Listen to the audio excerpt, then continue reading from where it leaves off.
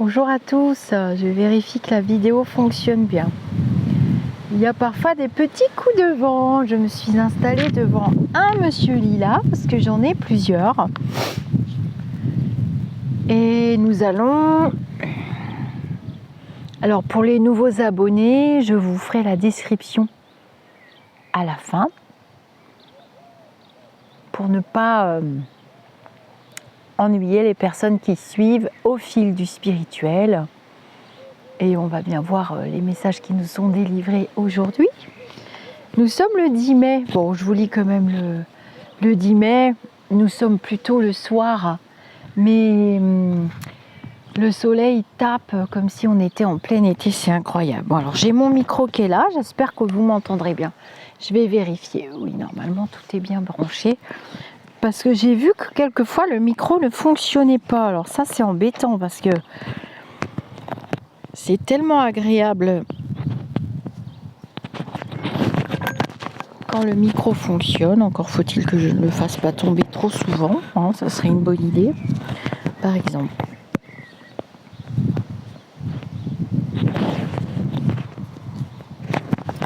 Voilà.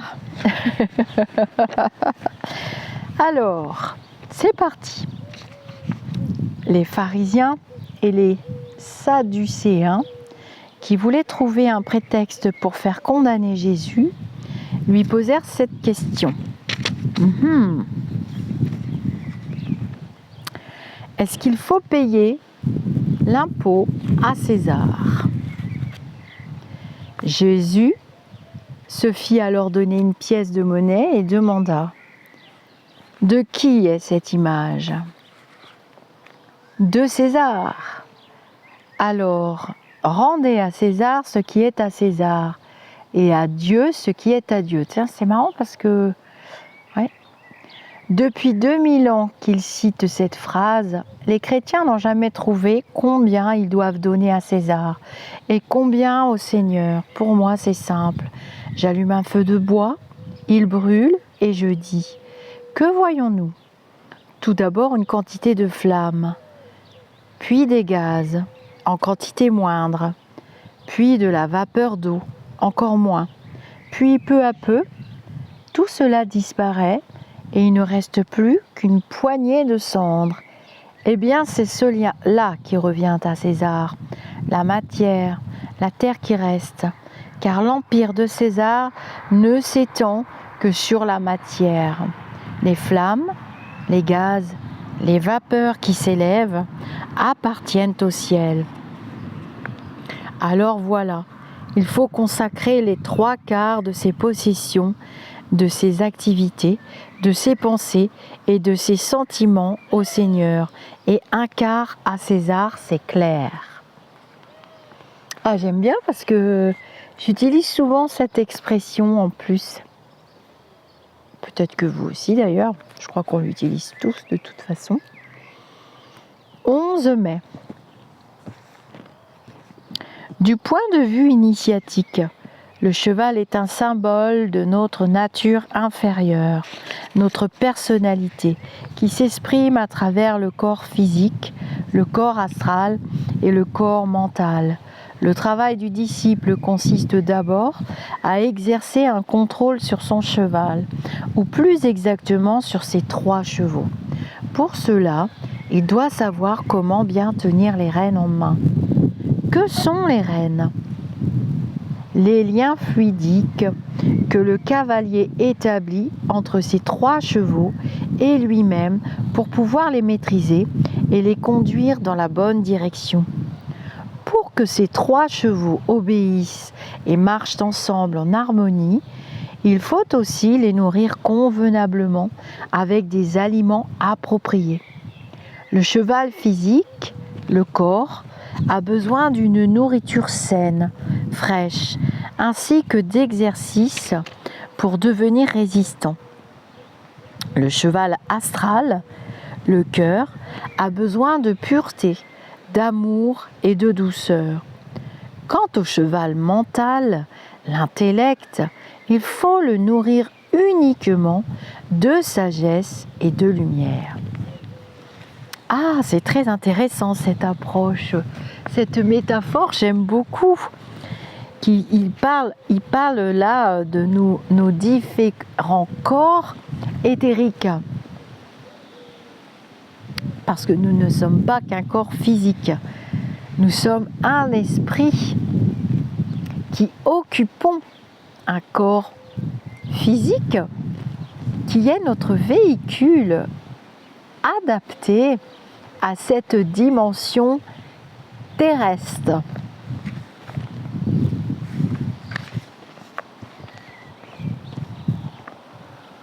« 12 mai. Pourquoi les humains s'adressent-ils la plupart du temps au Seigneur? Pour qu'il arrange leurs affaires, qu'il satisfasse leurs désirs. Jusqu'à quand vont-ils encore se conduire comme des enfants exigeants, capricieux? Quand comprendront-ils qu'ils doivent au contraire lui demander d'accomplir sa volonté, de le servir, de participer à son travail? Peut-être que le Seigneur aussi a besoin de tête et de bras. Alors, voilà désormais les prières que vous devez lui adresser. Seigneur, tu m'as déjà tout donné et largement. Je ne te demande rien. Je te prie seulement de me prendre à ton service, de me faire participer à ton travail. Quelle joie à ce moment-là! Vous allez donner au Seigneur et à ses anges, au milieu de ces multitudes qui demandent que le ciel entier se mobilise pour satisfaire leurs besoins égoïstes. Ils apercevront les signaux lumineux que vous leur lancez et ils diront « Enfin, voici un être qui a compris. Recevons-le parmi nous. » J'aime beaucoup cette page du 12 mai parce que elle parle quand même de nos fonctionnements erronés, très égoïstes et égocentriques, je dirais surtout, alors que nous sommes dans un tout, nous sommes dans le fonctionnement d'un univers, nous sommes des êtres spirituels très importants aux yeux de la source, mais nous lui demandons souvent de l'aide pour des choses matérielles qui ne sont pas forcément essentielles. Si c'est pas essentiel et si c'est pas bon pour nous, pour vous, quand vous faites vos prières, par loi d'attraction, l'univers ne vous enverra jamais quelque chose qui n'est pas bon pour vous, puisque nous sommes là pour travailler sur notre élévation, sur notre taux vibratoire, et nous vivrons des expériences de toute façon. Et là, je pense qu'il veut parler de la gratitude aussi, qui est vraiment un terme galvaudé et utilisé à tort et à travers aujourd'hui, dans tout ce fourbi qu'est le New Age, servi à tous les plats, à toutes les sauces et à toutes les heures. 13 mai. Quand ils doivent paraître en public, les responsables de toutes sortes, hommes politiques, chefs d'entreprise, s'efforcent de montrer un visage ouvert, détendu et même souriant.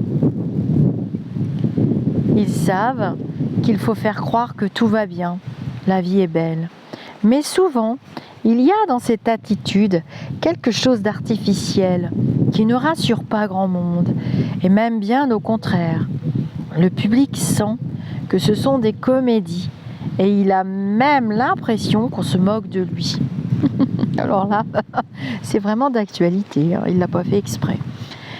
Par l'expression de son visage, par son regard, par son sourire, chacun de nous transmet la vie. Mais cette vie doit venir de l'intérieur. On ne peut pas la fabriquer. Mais rien ne remplace le travail spirituel, le travail sur soi-même, pour créer cette vie qui rassure, apaise, encourage les êtres. Alors, tout se fait naturellement. Comment la lumière intérieure ne trouverait-elle pas la meilleure façon de s'exprimer ? On va en revenir à l'expression de « il ou elle rayonne ». Il est aussi beau dehors que dedans. Moi, je dirais plutôt « il est très beau à l'intérieur et ça se voit à l'extérieur ». Là, on parle encore de vibration. Hein. Quand on parle de rayonnement, eh bien, nous sommes devant des vibrations. Comment la lumière intérieure ne trouverait-elle pas la meilleure façon de s'exprimer? On dit aussi le chasse le naturel et il revient au galop. J'apprécie ce petit vent. Hein. C'est un petit vent tout doux et je peux vous dire qu'il fait quand même super chaud pour un 13 mai. Enfin, on va pas pleurer. Hein. Mais la terre est sèche. Et ça, j'aime pas. 14 mai. Alors, je prolonge la lecture parce que j'ai vu que vous aimiez bien ces petites pensées quotidiennes du maître Omram Mikhaël Ivanov, qui est un maître à penser et un maître spirituel. On en parlera à la fin pour ne pas lasser les personnes qui sont habituées aux lectures. Quelqu'un dit « Je suis mon seul maître. Personne n'a le droit de me dicter mes volontés. Ses volontés. Le pauvre, est-ce bien lui qui gouverne ? Quand je lui dis, je sous-entends son moi divin, eh bien ce n'est pas sûr. D'autres ont pris sa place, des forces chaotiques, ténébreuses, des passions qui laissent se déchaîner en lui. Pendant ce temps, lui, son vrai moi, est là comme un prisonnier, enfermé quelque part dans un petit cachot. On le nourrit de quelques croûtons de pain et d'un peu d'eau, et il souffre, il est malheureux. Combien de gens croient être libres et puissants, et peut-être arrive-t-il au moins pour un moment à s'imposer à leur entourage, ou même à un pays entier. Mais leur liberté et leur pouvoir ne sont qu'apparents. En eux, c'est l'anarchie. Et cette anarchie intérieure est bien plus grave et dangereuse que l'anarchie politique ou sociale. C'est elle qui remplit les prisons, les cliniques et les asiles psychiatriques. Jusqu'à quand ? Jusqu'à ce que les humains conscients, vigilants, arrivent à rétablir en eux-mêmes l'autorité du principe divin. Alors là, voilà, moi je fais toujours ces lectures en synchronicité et par rapport à ce qui m'est arrivé comme expérience avec une dame, bon, les membres du groupe sont au courant, et bien voilà la synchronicité, la réponse à mes questions. Quelqu'un dit « Je suis mon seul maître, personne n'a le droit de me dicter ses volontés. » Le pauvre, est-ce bien lui qui gouverne ? Quand je lui dis, je sous-entends son moi divin. On peut se laisser gouverner par du bas astral, hein, de mauvaises pensées, très négatives, critiquer tout le monde, dire je fais ce que je veux, je dis comme je veux. Ben alors à ce moment-là, tu prends le risque de blesser quelqu'un. Et si ce n'est pas dans des vibrations qui sont censées être élevées, puisque tu es sur le chemin spirituel, hein, c'est ce que tu veux faire de ta vie, d'une manière générale on en est tous là, à vivre nos expériences et nos cheminements, et bien si ce n'est pas dans tes vibrations, tu vas recevoir en retour la vibration de la peine que tu as produite avec tes paroles blessantes, avec ton attitude, quand tu t'abrites avec un grand parapluie derrière ta franchise. C'est important d'être franc, d'être droit, mais c'est pas vrai. C'est un grand parapluie pour abriter ta méchanceté, ta frustration, ta propre souffrance en fait. Je vais laisser le tracteur passer, parce que j'habite à la campagne.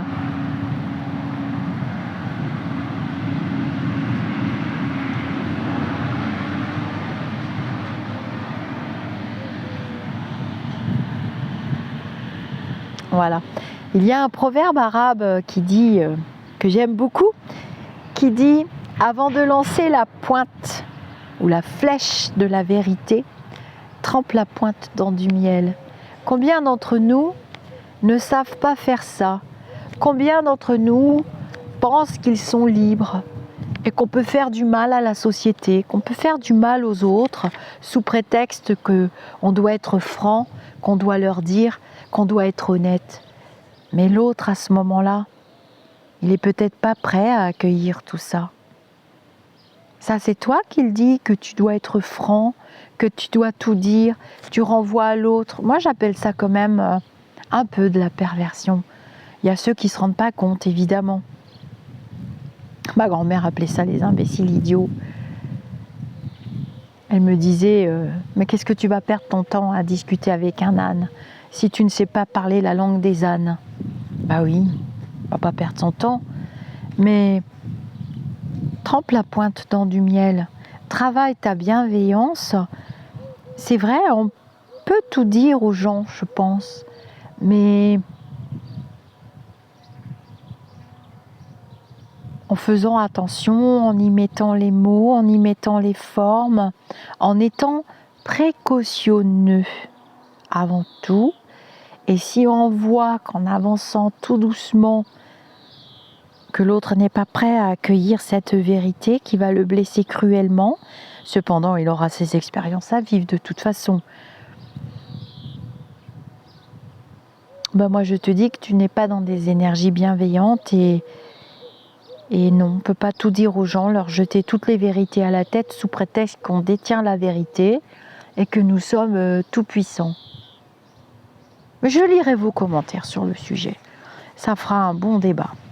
J'aime beaucoup lire vos commentaires quand j'ai mes moments de détente. Il va falloir que j'installe mon relax d'ailleurs.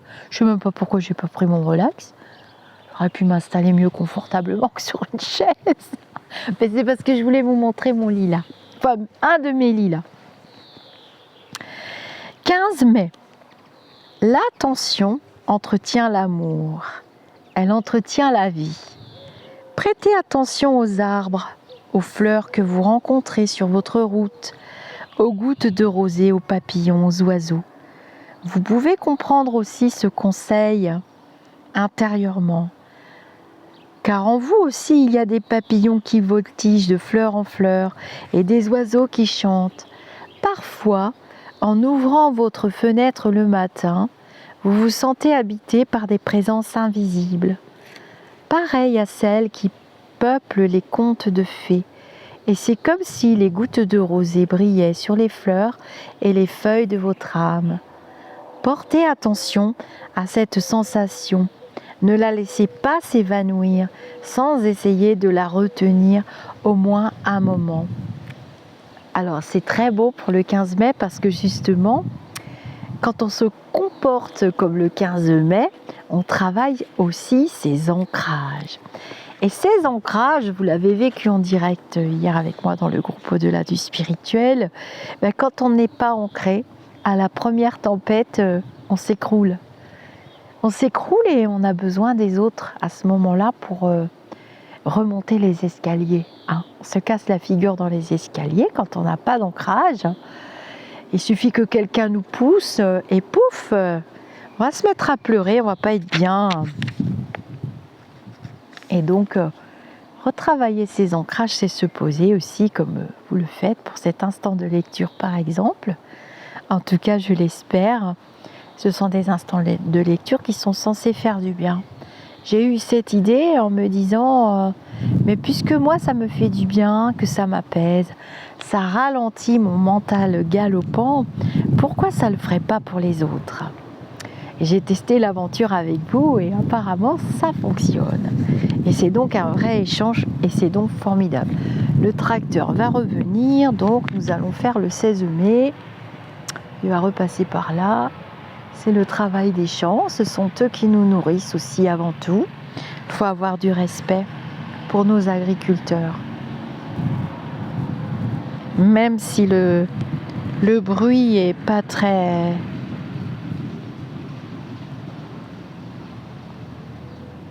Voilà, 16 mai. C'est pas toute la journée comme ça, vous inquiétez pas. L'intellect entre évidemment pour ma grande part dans la formation de la pensée, Mais le cœur ne doit pas en être exclu. La pensée est l'enfant de l'intellect, mais elle doit être aussi l'enfant du cœur et recevoir de lui la bienveillance, la générosité. Un tel enfant apportera partout de bonnes choses. Je laisse passer le camion. Les humains ne savent pas à quel point ils sont prolifiques. Ils donnent sans cesse naissance à des pensées qu'ils laissent partir dans l'espace, sans se demander si elles seront utiles ou nuisibles, capables de les libérer et de libérer les autres ou le contraire. À leur insu, ils préparent le moment où tous les êtres que ces pensées auront touchés viendront les remercier ou alors leur réclamer de payer les dégâts qu'elles auront produits. Oui, et je vous parle sérieusement, chaque pensée qui sort de vous est imprégnée de votre magnétisme, de votre fluide, de votre parfum, et fatalement, elle vous revient un jour. Alors, ce sont des regrets et des souffrances, ou bien des réjouissances et des festins. Alors, le 16 mai est encore plus magnifique que magnifique, parce que c'est vrai, la pensée vibratoire, je vous le dis souvent, je vais peut-être me décaler un tout petit peu, parce que là, c'est quand même la cuisson, et vous verrez quand même Monsieur Lila. Ah oui, ça va mieux là, voilà. Ça coûte rien, ça prend 2 secondes, mais j'ai quand même un petit rayon de soleil. Ça commence à être la cuisson, pourtant on est le soir. Shannon, Shannon, il y a ma chérie, ils savent même pas que je suis dans le jardin. Ils m'ont même pas vu. Bah alors les zouzous, ah, tu savais pas que j'étais là, hein? Tu savais pas, viens dire bonjour. C'est la mascotte, hein? Elle est complètement énervée là. Oh là là les bisous, oh là là les bisous, oh là là les bisous. J'en ai 2, hein? J'en ai 2 des loulous. Hein? Ah, pour quelqu'un qui aime pas les animaux, hein, ou qui les défend pas, bah dis donc. Allez stop, je fais la lecture. Alors, oui, j'ai été blessée amèrement, cruellement même je trouve. Enfin bon bref, ce ne sont que des mots. Et comme vous voyez, ça va retourner au destinataire ou à la destinatrice. 17 mai, il y a encore un camion qui va passer. C'est pas des camions, c'est des outils agricoles. Jésus disait, « Celui qui croit en moi fera aussi les œuvres que je fais. » Et par son enseignement, par son exemple, c'est à tous les hommes qu'il a ouvert le chemin pour qu'ils deviennent comme lui, qu'ils agissent comme lui, et qu'ils puissent dire aussi un jour comme lui, « Mon Père et moi, nous sommes un. » Si, en lisant les évangiles, vous n'avez pas conscience de ce qui vous unit à Jésus, de ce que vous avez de commun avec lui, d'identique avec lui, c'est que vous avez laissé toutes sortes d'éléments obscurs recouvrir votre nature divine. Alors, évidemment, vous ne pouvez plus la reconnaître. Mais si vous travaillez avec l'amour et la sagesse pour purifier vos pensées, vos sentiments et vos actes, vous sentirez peu à peu votre nature divine s'éveiller. Oui, vous devez arriver à cet état de conscience où vous sentez que vous n'êtes plus séparé du Seigneur, que vous êtes un avec lui. Oh, c'est marrant parce que nous sommes au mois de mai dans une montée vibratoire extrêmement puissante, d'où l'importance des ancrages. Et c'est marrant, ce matin en canalisation, je l'ai mis dans une autre vidéo, je l'ai dit dans le groupe Facebook, j'ai reçu un message de mes guides qui me parlait de Jésus le prophète et qui me disait, tu vois, tu as su faire comme Jésus le prophète et demander de l'aide pour qu'on t'aide à porter ta croix, mon expérience. Le symbole de la croix, bien sûr, ça fait partie du symbole de l'expérience. Et quand c'est trop lourd, les autres peuvent nous aider à porter la croix. Et vibratoirement, c'est quand même très important parce que ça apporte de la lumière, ça apporte des vibrations d'amour, hein, on en revient toujours là. Hein.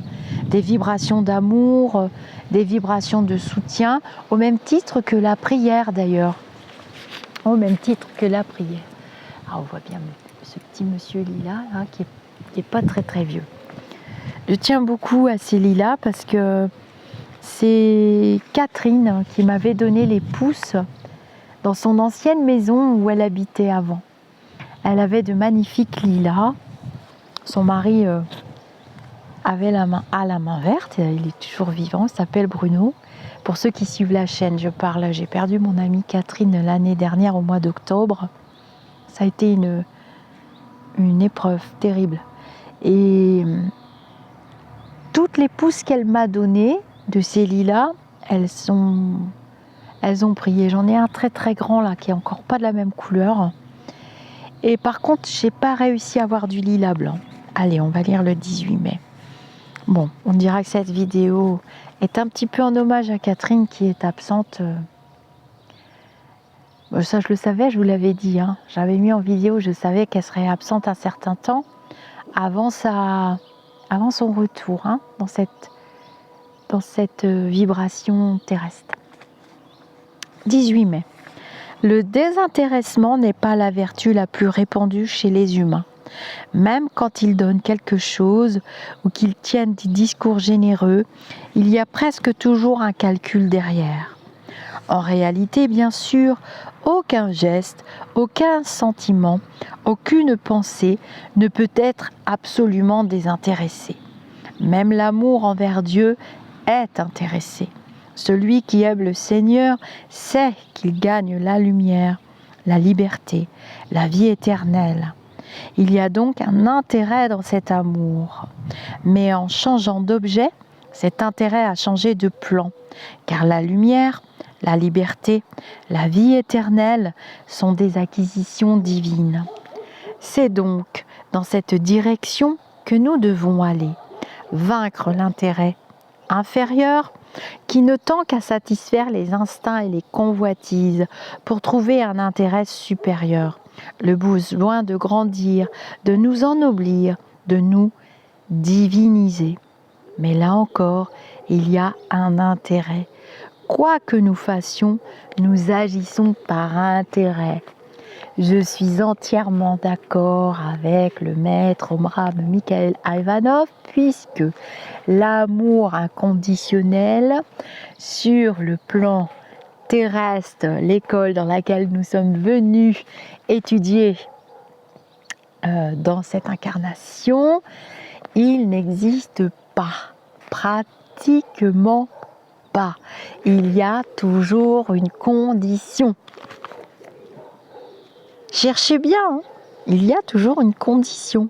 Le seul amour qui peut être comparé avec l'amour inconditionnel que le divin, la source, l'univers éprouve pour nous, c'est l'amour qu'une mère peut éprouver pour son enfant, qui est très puissant, ou un père aussi, ou un grand-parent aussi, et l'amour et l'échange avec un animal. Que ce soit un animal de compagnie, les animaux, eux, nous baignent et nous aident dans nos enseignements et nous aiment presque inconditionnellement, parce que je vous mets au défi de ne pas nourrir votre animal de compagnie, je vous mets au défi de le martyriser par exemple, ou d'être non bienveillant avec lui. Ça ne va pas très bien se terminer hein, l'histoire, mais c'est ce qui se rapproche le plus pour vous donner un ordre d'idée de comparatif que vous puissiez utiliser avec votre mental. C'est un peu cet ordre d'idée là. Je trouve intéressant que nous ayons des littératures vraiment où c'est très très bien exprimé. Peut-être a-t-il canalisé ces textes en médiumnité, parce que vous voyez bien que même à travers les vidéos, il y a une poussée vibratoire, les mots ont des vibrations et ces textes ont des valeurs vibratoires très très élevées. Hein. Elles sont intemporelles. Tout ce qui est vibratoirement, spirituellement élevé est intemporel. Que ce soit maintenant, dans 10 ans, dans 30 ans, dans 100 ans, dans 200 ans, ce sera intemporel. Bien sûr, on reconnaît le langage, ne serait-ce que dans la littérature d'Alan Kardec, on reconnaît le langage de l'époque. On ne va pas se mettre à parler en vieux François non plus, mais on reconnaît le langage. Mais au niveau du contenu, c'est intemporel. Que vous preniez une religion est une forme de chemin qui vous met sur la route de la spiritualité. Mais il y a de multiples religions, il y a de multiples croyances, mais on en revient toujours au même finalement, le même chemin, au-delà du spirituel. Alors, 19 mai. Après avoir gaspillé la plus grande partie de leurs facultés et de leurs énergies dans les plaisirs et les distractions, il arrive que des hommes et des femmes décident de fonder un foyer. Ils n'ont plus rien à apporter à une famille, mais ça ne fait rien. Ils se marient et ils ont des enfants qui ont là de drôles de parents. C'est bien. Eh bien, c'est à peu près ce qui se passe avec certaines personnes qui se décident un jour à servir Dieu. Pendant des années, elles se sont amusées. Elles ont goûté sans mesure à tous les plaisirs de la vie et lorsqu'elles n'ont plus d'énergie pour continuer à mener cette existence, elles décident que c'est le moment de se mettre au service du Seigneur. Mais que peut faire le Seigneur avec une armée d'invalides, d'éclopés et de gâteux? Il ne faut pas attendre d'être vieux, usé, incapable pour servir le Seigneur. C'est quand on est jeune, beau, rempli de force,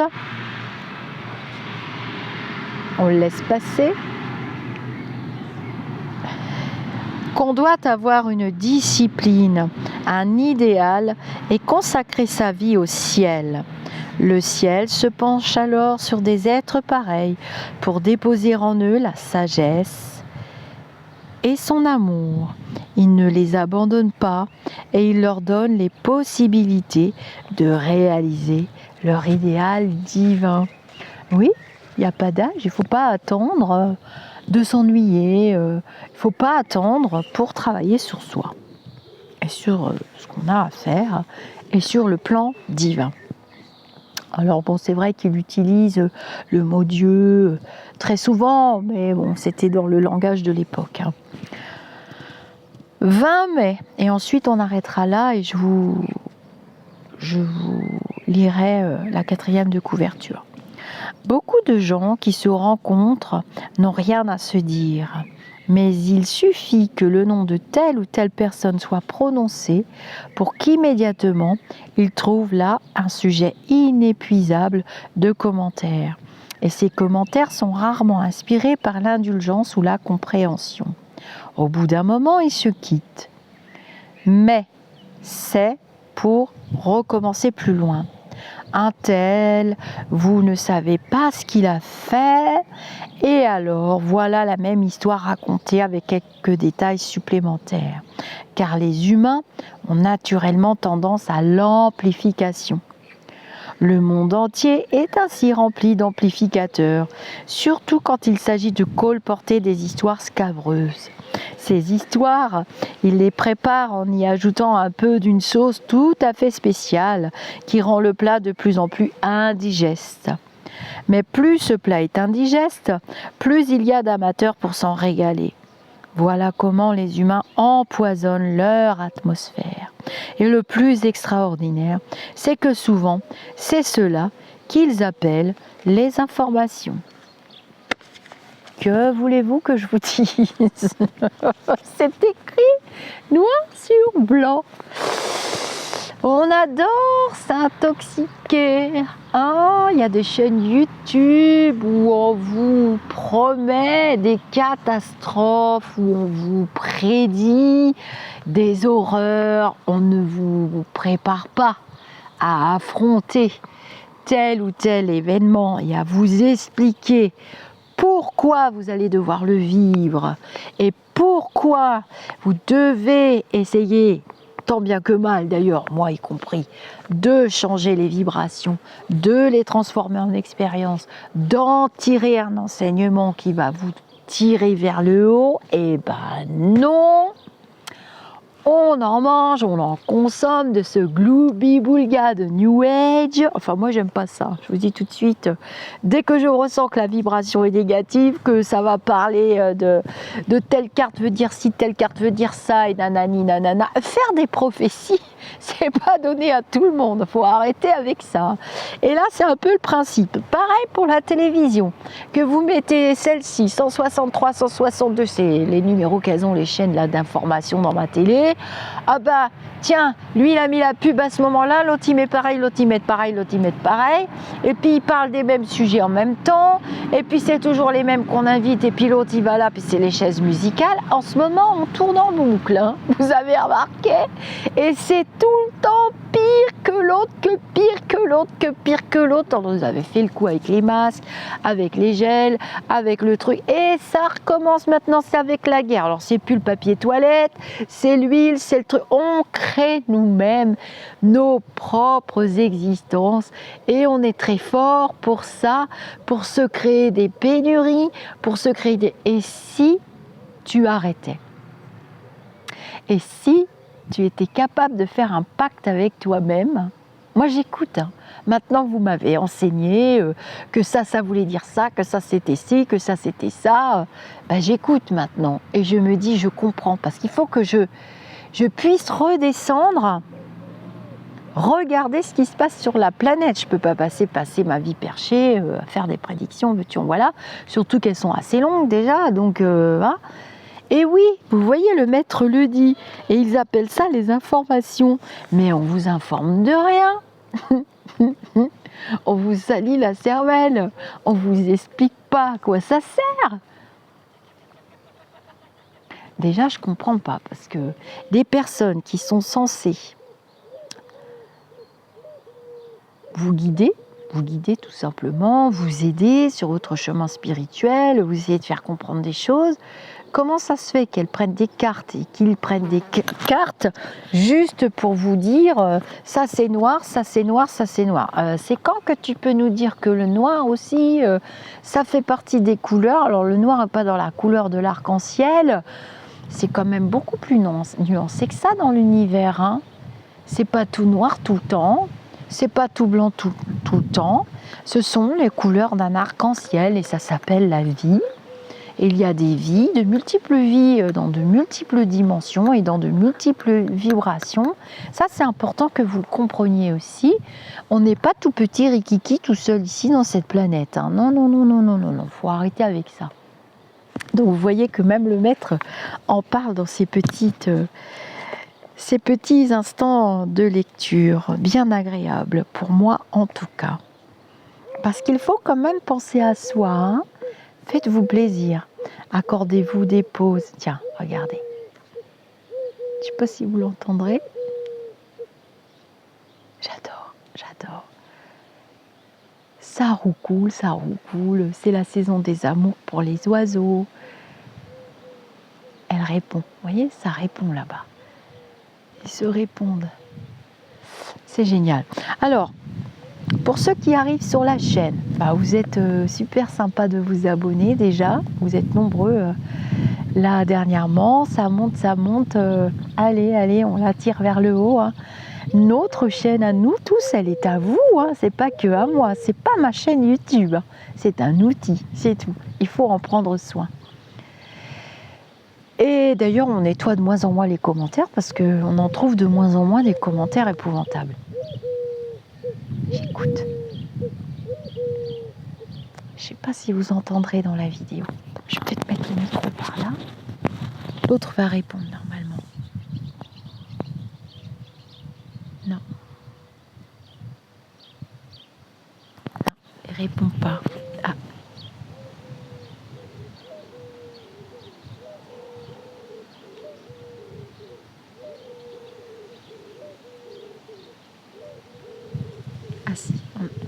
Ah si, il répond, il est derrière moi. Il roucoule. Bon, allez, je ne vais pas vous embêter avec ça. Enfin, je pense que ça vous embête pas, mais je suis pas sûre qu'on entende dans la vidéo. Alors, bon, je suis un petit peu fatiguée.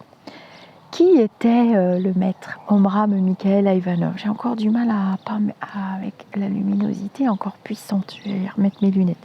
Le maître Omram Mikhaël Ivanov, de 1900 à 1986, philosophe et pédagogue d'origine bulgare, vint en France en 1937.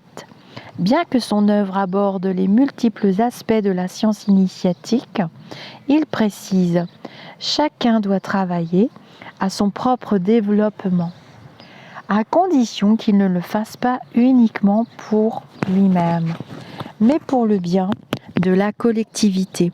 À ce moment-là, la collectivité devient une fraternité. Une fraternité est une collectivité où règne une véritable cohésion, parce qu'en travaillant pour lui-même, chaque individu travaille aussi consciemment pour le bien de tous. C'est l'expérience collective que nous sommes en train de vivre. La reconnaissance, la gratitude sont des puissances qui désintoxiquent l'organisme, neutralisent les poisons, renouvellent les matériaux. Pourquoi les humains sont-ils tellement ingrats? Ingrats envers le Créateur, ingrats envers toute la nature, ingrats les uns envers les autres. Ils ne retiennent de leurs existences quotidiennes que ce qui leur a manqué ou déplu. Alors ils ne voient pas qu'il y ait tellement de quoi remercier. Et pourtant si, il y a immensément de quoi remercier. Celui qui veut avancer sur le chemin de l'évolution doit apprendre la reconnaissance, car c'est grâce à elle qu'il obtiendra un jour la clé de la transformation de la matière. Tâchez de bien comprendre cela. Si vous savez remercier, la nature des éléments qui entrent dans la composition de votre matière sera différente, plus sensible, plus subtile, plus résistante, et vous sentirez que vos organes psychiques et même physiques font un meilleur travail. Omram Mikhaël Ivanov. Et j'adhère totalement à ce qui est écrit. Alors, on va s'arrêter pour aujourd'hui. Je n'ai rien de plus à vous dire, à part de bien travailler vos enseignements. Je lirai vos commentaires. N'hésitez pas à faire voyager la vidéo. Vous voyez, il a écrit encore. Chaque matin, avant d'entreprendre quoi que ce soit, réveillez-vous un moment afin d'introduire en vous la paix et l'harmonie et de vous lier au Créateur en lui consacrant par la prière et la méditation cette journée qui commence. L'essentiel, c'est le commencement. C'est là, au commencement, que les forces nouvelles se déclenchent et s'orientent. Pour agir correctement, il faut toujours commencer par chercher la lumière. Quand il fait nuit, vous ne vous précipitez pas dans l'obscurité pour aller prendre un objet ou commencer un travail, mais vous allumez d'abord une lampe pour y voir et ensuite vous agissez. Eh bien d'abord, pour n'importe quel cas dans la vie, vous avez besoin d'allumer la lumière, c'est-à-dire de vous concentrer, de vous recueillir afin de savoir comment agir. Si vous n'avez pas cette lumière, vous irez à gauche, vous irez à droite, vous frapperez à plusieurs portes et vous ne ferez rien de bon. Toute la journée est inscrite dans la direction que vous donnez dès le matin à vos pensées, car suivant que vous êtes attentif et vigilant ou non, vous déblayez le chemin ou, au contraire, vous l'encombrez de toutes sortes de choses inutiles ou même nocives. Le disciple de la science initiatique sait comment il doit commencer la journée s'il veut qu'elle soit fructueuse, remplie de la grâce de Dieu, afin de pouvoir répandre cette grâce autour de lui, sur toutes les créatures. Il sait qu'il doit avoir dès le matin une pensée fondamentale autour de laquelle graviteront durant la journée toutes ces autres pensées. C'est ce que j'ai fait ce matin par rapport à ce qui m'est arrivé hier soir et qui m'avait fait beaucoup de peine. Vous avez le pouvoir d'orienter votre mental puisque vous êtes co-créateur. Si vous avez, mais il viendra vous embêter constamment, ça c'est la règle absolue. Si vous avez pour chaque jour un but précis, une orientation précise, un idéal à atteindre, toutes vos activités vont peu à peu s'ordonner, s'organiser et contribuer à la réalisation de cet idéal. Et même lorsque des pensées et des sentiments étrangers négatifs tenteront d'entrer en vous, ils seront détournés et mis au service du monde divin. Ils seront obligés, eux aussi, d'aller dans la direction que vous avez vous-même choisi de prendre. Et c'est ainsi que grâce à la pensée fondamentale que vous aurez placée dès le matin dans votre tête, dans votre cœur, vous pourrez inscrire cette journée dans le grand livre de la vie. Et puis tout s'inscrit. Une fois que vous aurez vécu une journée splendide, une journée de vie éternelle, non seulement elle sera enregistrée, non seulement elle ne mourra pas, mais elle tâchera d'entraîner toutes les autres journées à sa suite pour qu'elle lui ressemble. Essayez au moins de bien vivre une seule journée, car c'est elle qui influencera les autres. Elle va les inviter pour leur parler et les convaincre d'être comme elle, équilibrée, ordonnée, harmonieuse. On ne peut pas trouver mieux comme explication. Moi, j'ai pas trouvé mieux. Si on ne peut pas le faire tous les jours, parce que le mental est là, les difficultés de la vie, tout ce qu'il y a à faire dans une journée, on peut au moins essayer pour le matin. On peut au moins essayer pour quelques heures. On peut toujours essayer et toujours essayer. Ça me rappelle Mère Teresa qui disait « N'abandonne pas, relève-toi, n'abandonne pas, n'oubliez pas ». La vie est un cadeau car vous pouvez vivre des expériences, en tirer les enseignements et en faire quelque chose de beau, quelque chose de magnifique, à l'image du Petit Prince aussi. Dessine-moi quelque chose de beau. Vous pouvez dessiner votre vie. Et puis quand ça va pas, eh bien, on prend des littératures, on prend des vidéos positives, avec des vibrations positives, avec des affirmations positives, et ça finit toujours par se débloquer, d'une manière ou d'une autre.